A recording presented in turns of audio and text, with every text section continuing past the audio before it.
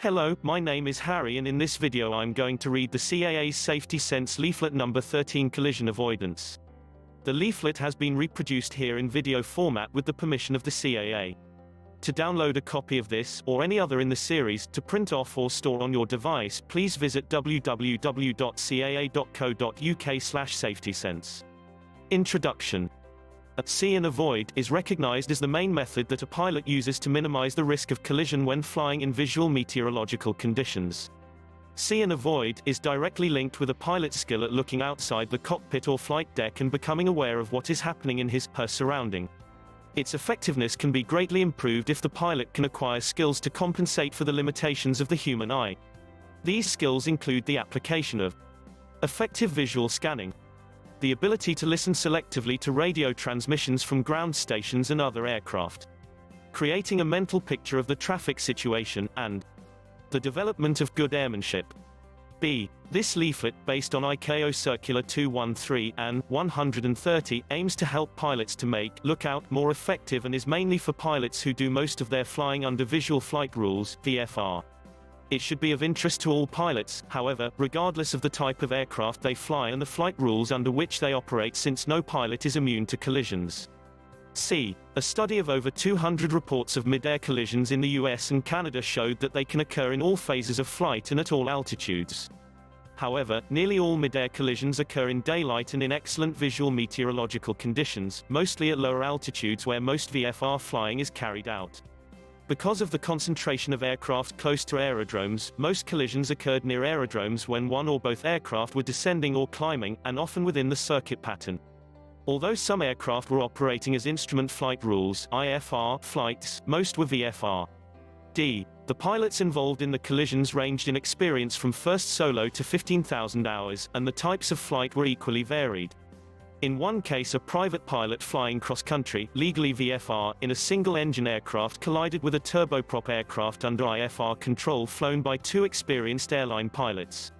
In another case, a 7,000-hour commercial pilot on private business in a twin-engine aircraft overtook a single-engine aircraft on its final approach, piloted by a young instructor giving dual instruction to a student pilot.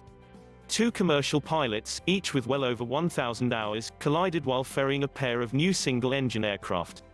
E. Experienced or inexperienced pilots can be involved in a mid-air collision. While a novice pilot has much to think about and so may forget to maintain an adequate lookout, the experienced pilot, having flown many hours of routine flight without spotting any hazardous traffic, may grow complacent and forget to scan. F. There appears to be little difference in mid-air collision risk between high-wing and low-wing aircraft. G. If you learn to use your eyes and maintain vigilance, you can reduce the risk of mid-air collisions. Studies show that there are certain definite warning patterns. Mid-air collision causes. What contributes to mid-air collisions? Undoubtedly, traffic congestion and aircraft speeds are part of the problem. In the head-on situation, for instance, a jet and a light twin-engine aircraft may have a closing speed of about 650 knots. It takes a minimum of 10 seconds for a pilot to spot traffic, identify it, realize it is a collision risk, react, and have the aircraft respond. But two aircraft converging at 650 knots could be less than 10 seconds apart when the pilots are first able to see each other. Furthermore, the field of view from the flight deck of a large aircraft can be more restricted than that from the cockpit of a small aircraft. B. In addition, some air traffic control and radar facilities are overloaded or limited by terrain or weather. Thus they may not be able to offer the service you require. C. These factors are all contributory causes, but the reason most often noted in the mid-air collision statistics reads, failure of pilot to see other aircraft in time, i.e. failure of the see and avoid system. In most cases, at least one of the pilots involved could have seen the other aircraft in time to avoid the collision if that pilot had been watching properly. Therefore, it could be said that it is really a pilot's vision which is the leading contributor to mid-air collisions. Take a look at how its limitations affect you. Limitations of vision. The human eye is a very complex system. Its function is to receive images and transmit them to the brain for recognition and storage. About 80% of our total information intake is through the eyes, thus the eye is our prime means of identifying what is going on around us. B. In the air we depend on our eyes to provide most of the basic input necessary for flying the aircraft, e.g. attitude, speed, direction and proximity to opposing traffic. As air traffic density and aircraft closing speeds increase, the risk of mid-air collision increases considerably, and so does the importance of effective scanning. A basic understanding of the eye's limitations in target detection is one of the best insurances a pilot can have against collision. C. The eye, and consequently vision, is vulnerable to many things including dust, fatigue, emotion, germs, fallen eyelashes, age, optical illusions, and the effect of alcohol and certain medications. In flight, vision is influenced by atmospheric conditions, glare, lighting, windshield deterioration and distortion, aircraft design, cabin temperature, oxygen supply, particularly at night, acceleration forces and so forth.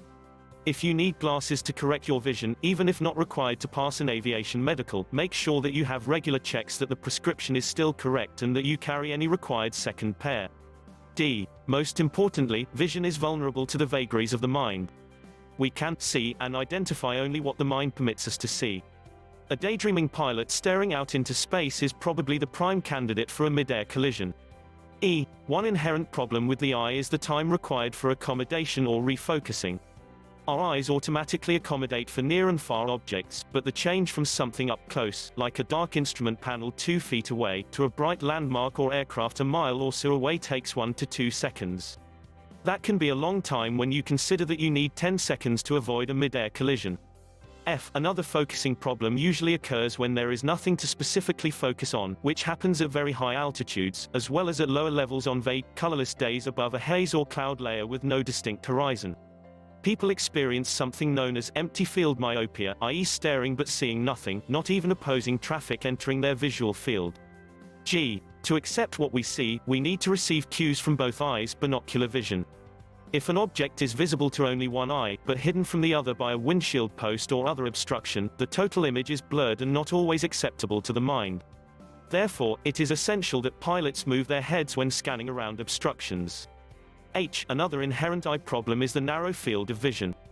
Although our eyes accept light rays from an arc of nearly 200 degrees, they are limited to a relatively narrow area, approximately 10 to 15 degrees, in which they can actually focus on and classify an object. Although movement on the periphery can be perceived, we cannot identify what is happening there, and we tend not to believe what we see out of the corner of our eyes. This, aided by the brain, often leads to tunnel vision. Eye motion or contrast is needed to attract the eye's attention, and the tunnel vision limitation can be compounded by the fact that at a distance an aircraft on a collision course will appear to be motionless. The aircraft will remain in a seemingly stationary position, without appearing to grow in size, for a relatively long time, and then suddenly bloom into a huge mass, almost filling up one of the windows. This is known as the blossom effect. It is frightening that a large insect smear or dirty spot on the windshield can hide a converging aircraft until it is too close to be avoided. J. In addition to its inherent problems, the eye is also severely limited by environment. Optical properties of the atmosphere alter the appearance of aircraft, particularly on hazy days. Limited visibility actually means reduced vision. You may be legally VFR when you have 5 km visibility, but at that distance on a hazy day you may have difficulty in detecting opposing traffic. At that range, even though another aircraft may be visible, a collision may be unavoidable because of the high closing speeds involved. Consider flying above a haze layer if you can. K. Light also affects our visual efficiency.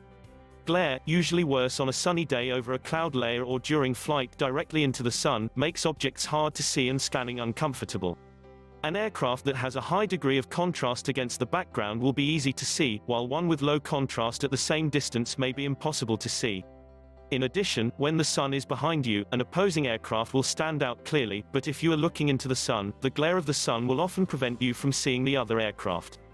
A dirty, scratched, opaque or distorted windshield will make matters worse. Keep it clean, and if it has deteriorated, consider fitting a new windshield or using a proprietary refurbishing kit. L. Another problem with contrast occurs when trying to sight an aircraft against a cluttered background. If the aircraft is between you and terrain that is varicolored or heavily dotted with buildings, it will blend into the background until the aircraft is quite close. M. In daylight, the colors and shapes are seen by cones, which are light-sensitive cells concentrated mainly in a small central area of the retina of the eye. In very low light conditions, the cones become inactive, and vision is taken over by rods, which make up the rest of the retina, and which are saturated by bright light. Rods cannot distinguish color, they are not as good at distinguishing shapes as cones, and in darkness there is now an area in the center of the retina populated by inactive cones, which cannot see anything. This explains why it is easier to see a faint star by looking away by about 10 degrees than straight at it. Rods take 30 minutes in the dark to reach their efficiency. They are insensitive to red light, so World War II night fighter pilots sat around in dim red rooms before jumping into dim red cockpits.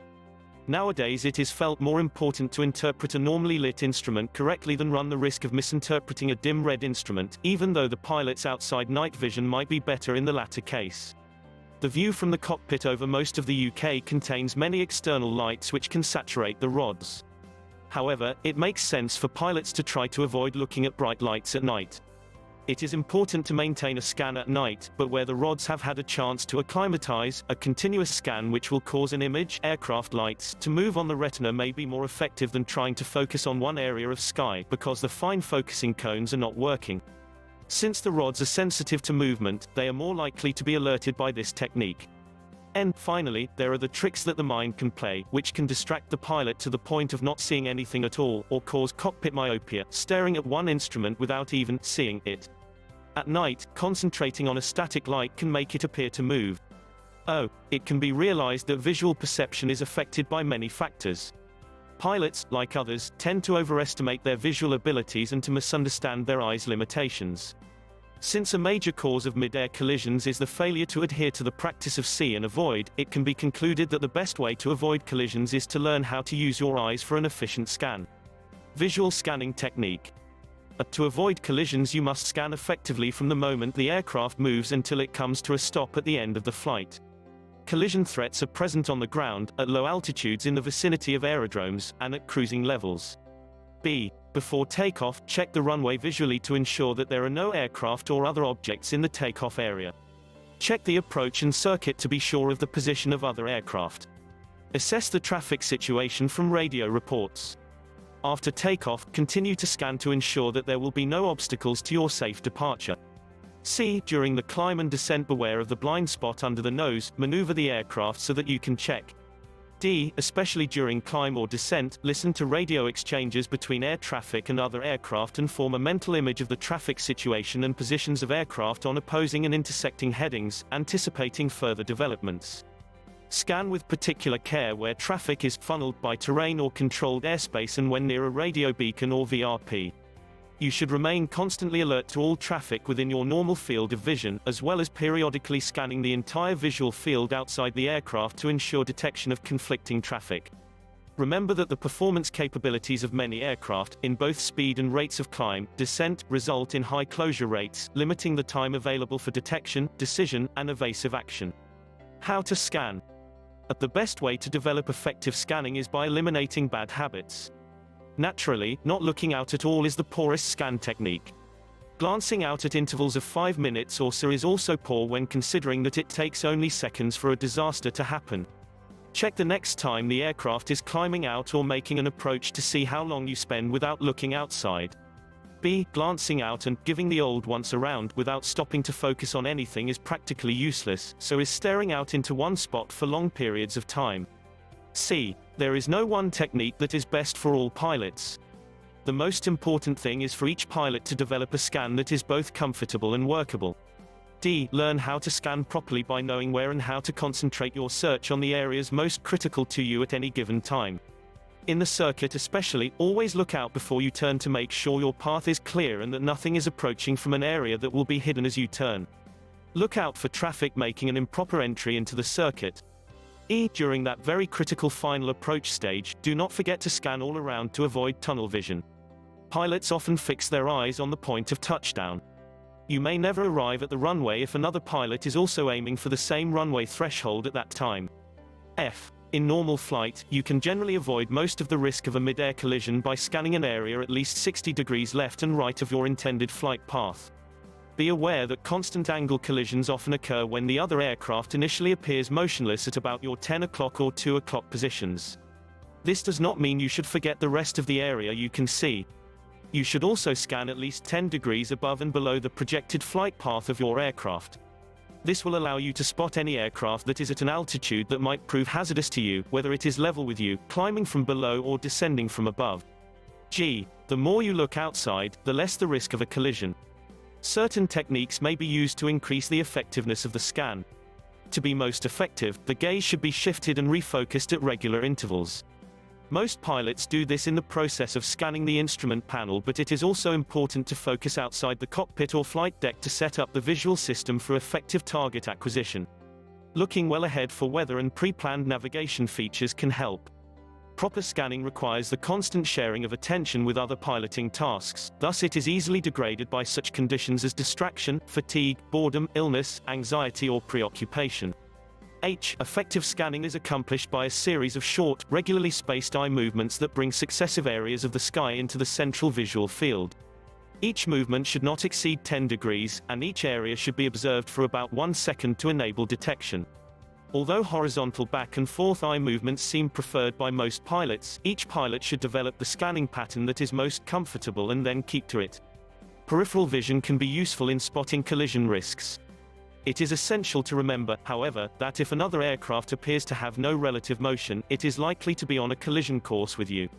If the other aircraft shows no horizontal or vertical motion on the windshield, but is increasing in size, take immediate evasive action. Scan patterns. Two scanning patterns described below have proved to be very effective for pilots and involve the block system of scanning. This system is based on the premise that traffic detection can be made only through a series of eye fixations at different points in space. In application, the viewing area, windshield, is divided into segments, and the pilot methodically scans for traffic in each block in sequential order. Start at the far left of your visual area and make a methodical sweep to the right, pausing very briefly in each block of the viewing area to focus your eyes. At the end of the scan, return to and scan the instrument panel and then repeat the external scan. Start in the center block of your visual field, center of front windshield, move to the left, focusing very briefly in each block, then swing quickly back to the center block after reaching the last block on the left and repeat the action to the right. Then, after scanning the instrument panel, repeat the external scan. B. There are other methods of scanning, of course, some of which may be as effective as the two described above. However, unless some series of fixations is made, there is little likelihood that you will be able to detect all targets in your scan area. When the head is in motion, vision is blurred and the mind will not register potential targets. The time-sharing plan. External scanning is just part of the pilot's total visual work. To achieve maximum efficiency in flight, a pilot also has to establish a good internal scan and learn to give each scan its proper share of time, depending, to some extent, on the workload inside the cockpit and the density of traffic outside. Generally, the external scan will take considerably longer than the look at the instrument panel. B. During an experimental scan training course, using military pilots whose experience ranged from 350 hours to over 4,000 hours of flight time, it was discovered that the average time they needed to maintain a steady state of flight was 3 seconds for the instrument panel scan and 18 to 20 seconds for the outside scan. C. An efficient instrument scan is good practice, even when flying VFR. The ability to check gauges quickly and accurately permits more time to be allotted to exterior scanning, thus improving collision avoidance. D. Developing an efficient time-sharing plan takes a lot of work and practice, but it is just as important as developing good landing techniques. The best way is to start on the ground, in your own aeroplane or the one you usually fly, and then use your scans in actual practice at every opportunity. During flight, if one crew member is occupied with essential work inside the cockpit, another crew member, if available, must expand his scan to include both his usual sector of observation and that of the other crew member. F. Pilots often find it difficult to maintain a good lookout scan for long periods. Pre-flight study can identify areas of your planned flight where the risk of collision is highest. Having noted these areas, you should consciously reinvigorate your scan when approaching them. AIRPROX reporting. If you consider that your aircraft has been endangered during flight by the proximity of another aircraft such that a risk of collision existed, report it by radio to the air traffic unit with which you are in contact. Prefix the call AIRPROX. If this is not possible, immediately after landing, in the UK, telephone, or by other means contact any UK ATS unit, but preferably an ATCC. Prompt action is important. Confirm in writing within 7 days using CA 1094 AirProx report form, available from the UKAB. Operational techniques. A collision avoidance involves more than proper scanning techniques. You can be the most conscientious scanner in the world and still have an in-flight collision if you neglect other important factors. Start with yourself. Your safety depends on your mental and physical condition. A pulled neck or back muscle can restrict head movement. If you are preoccupied, you should not fly. Absent-mindedness and distraction are the main enemies of concentrated attention during flight. Illness affects your eyes, as does age, so if you are a mature pilot, have regular eye checks. If you need glasses to correct your vision, then wear them and ensure that you have the required spare pair with you. Plan your flight carefully, and have charts folded in proper sequence and within reach. Reduce time with your head down in your charts by being familiar with headings, frequencies, distances, etc. Record these on a flight log before takeoff. Looking well ahead for pre-planned navigation features helps focus your eyes at the correct distance. Lift anything you need to read up to the coaming, rather than look down. Mature pilots may wish to consider half-moon reading glasses for map details, etc. Check your maps, NOTAM, etc. in advance for potential hazards such as military low-level routes and other high-density areas. See Safety Sense Leaflet 18, Military Low Flying. During the pre-flight walk-around, make sure your windshield is clean and in good condition. If possible, keep all windows clear of obstructions such as opaque sun visors and curtains. Be aware of the limitations of vision at night and give your eyes time to adjust.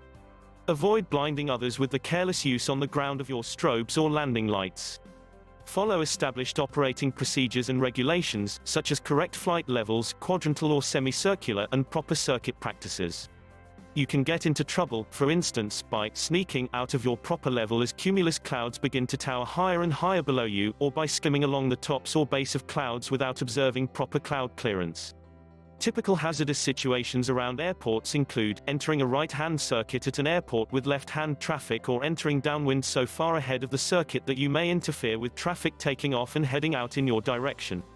Beware of pilots flying large circuits with long final approaches. In most in-flight collisions, at least one of the pilots involved was not where he was supposed to be.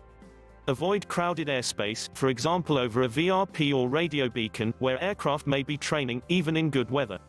If you cannot avoid aerodromes en route, fly over them well above ATZ height, and if appropriate, give them a call stating your intentions. If following a GPS track to a database waypoint, consider keeping to the right of the direct track, as you do for a line feature on the ground. Gliders are not easy to see, and use the rising air under cumulus clouds and upwind of lenticular clouds.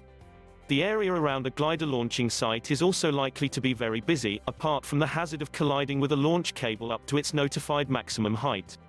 Aeroplanes towing gliders are less maneuverable than individual aircraft. Microlights climb steeply, beware when passing their sites. Compensate for your aircraft's design limitations. If you are short, or the aircraft has a high coaming, a suitable cushion can be helpful. All aircraft have blind spots, know where they are in yours. For example, during a turn, the wing of a high-wing aircraft blocks the view of the area you are turning into, so lift the wing slightly for a good look before turning. In any aircraft, check the area outside your intended turn before entering. Do not rely on others' lookout. One of the most critical potential mid-air collision situations exists when a faster low-wing aircraft is overtaking and descending onto a high-wing aircraft on final approach. Your aircraft lights can help to prevent collisions. High-intensity strobe lights, which can be installed at relatively low cost, increase your contrast and conspicuity a certain amount by day and even more by night. In areas of high traffic density, strobe lights are often the first indication another pilot receives of your presence. Consider the use of landing lights, especially in the traffic pattern and on hazy days. Transponders, especially with altitude encoding Mode C, allow radar controllers to identify your aircraft in relation to other traffic and provide you with traffic information. They also highlight your aircraft's presence to other, mainly commercial, aircraft which carry ACAS, Aircraft Collision Avoidance System. If you show Mode C, ACAS may be able to guide the other aircraft away from you. The carriage of transponders is now mandatory in some airspace, even when operating VFR. If ATC do not allocate you a code, use code 7000 with Mode C, and only switch it off if instructed. Color. Aircraft finished in one high contrast color can be seen more easily than those with a pattern or one low contrast color. Tests have shown that matte black, or gloss black, gives greatest contrast against sky. Use your ears as well as your eyes by taking advantage of all the information that you receive over the radio, but beware, non-radio aircraft may be in the same airspace. Pilots reporting their position to the tower are also reporting to you. Approaching an aerodrome, call the tower when you are 10 kilometers from the airport, or such other distance or time prescribed by the ATS authority, and report your position, height, altitude and intentions. En route, make use of a lower airspace radar service if available. See Safety Sense Leaflet 8 Air Traffic Services outside controlled airspace. When flying in areas where there are no air traffic services, change to the FIR or nearest aerodrome frequency. Since detecting a small aircraft at a distance is not the easiest thing to do, make use of any hints you get over the radio. Your job is much, studies suggest 8 times, easier when you are told that traffic is 3 miles at 1 o'clock. Once that particular traffic is sighted, do not forget the rest of the sky. If the traffic seems to be moving on the windshield, you're most probably not on a collision course, so continue your scan but watch the traffic from time to time. If it has little relative motion, you should watch it very carefully, he may not have seen you. If you normally fly with another pilot, establish crew procedures which ensure that an effective scan is maintained at all times. Otherwise, use passengers to help in looking for traffic you have been made aware of, while you monitor the movement of other aircraft. Remember, however, that the responsibility for avoiding collisions is yours and you must maintain your vigilance at all times. The most important item, of course, is to keep looking out at where you are going and to watch for other traffic. Make use of your scan constantly. B. Stick to good airmanship. If you keep yourself and your aircraft in good condition, plan your route carefully, including avoiding likely busy areas, and develop an effective scan time sharing system, you will have the basic tools for avoiding a mid-air collision. Summary. If you need glasses, carry any required spare pair. Clean the windshield and side windows. If either is badly scratched, have a new one fitted. If you are short or the aircraft has a high coaming, use a cushion. Plan your flight so you are looking ahead for expected features. Plan to avoid busy areas if possible. Beware of blind spots, move your head or maneuver the aircraft. Spend the minimum time with your head down checking the charts or GPS, changing radio frequencies, etc. The aircraft with little or no relative motion is the one which is hard to see, and the most hazardous. Aircraft below you may blend into the background of buildings, etc. High-intensity strobes can be useful on dull days. Use LARS and other radio information to form a mental picture of what is going on. Don't rely solely on it, someone could be non-radio. Develop and use an effective scan pattern. Don't move the eyes continuously, stop and give them a chance to see. The external scan should take much longer than your instrument scan. When you have spotted another aircraft, do not fix on it and forget the rest of the surroundings. Select 7000 with ALT on your transponder at all times unless told otherwise. Use landing lights in the circuit. Consider cruising above any haze layer. Encourage your passengers to assist in the lookout. Report any AIRPROX. That's the end of the CAA's Safety Sense Leaflet number 13 Collision Avoidance. If you have any additional tips or experiences you would like to pass on, then please post a comment below. Subscribe to my channel and click the bell to be notified of the next video in this series. Please share this video within the general aviation community so that pilots and student pilots can benefit from the advice.